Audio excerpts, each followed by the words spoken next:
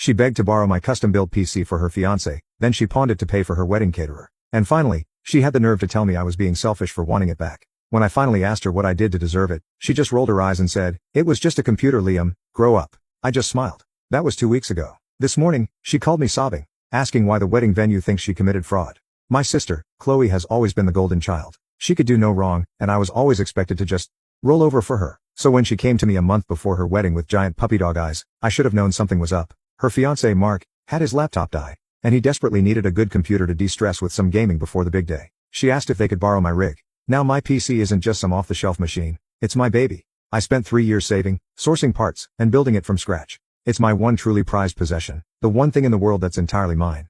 I was hesitant, but the entire family was there and the pressure was immense.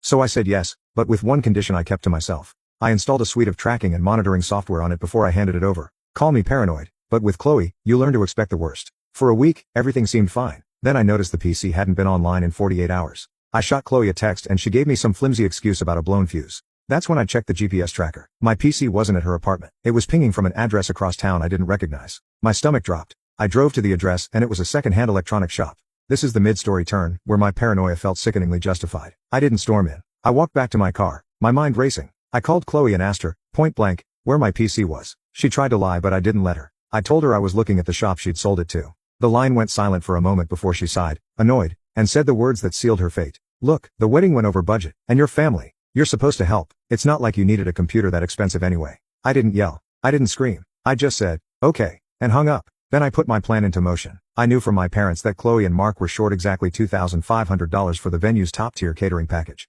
The shop owner confirmed he'd paid her $2,500 cash for my rig. The pieces clicked together perfectly. I created a professionally designed itemized invoice from a fake tech consulting company. The invoice was for on-site installation and configuration of custom wedding presentation hardware, and the total came to exactly $2,500. I sent it anonymously to the wedding venue's accounting department, with a note saying, "Per our agreement with the couple, please add this to their final bill.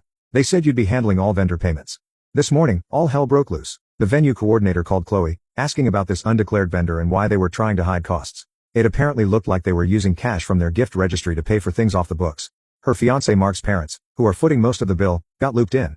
Chloe called me, absolutely hysterical, accusing me of trying to ruin her marriage and humiliate her. She and Mark are now under a microscope with his parents, who are threatening to pull their funding. She keeps screaming that I've gone too far, but she sold a part of me for better appetizers. I just wanted her to feel a fraction of the violation I felt. What's the most entitled thing a family member has ever asked of you? Let us know your story in the comments.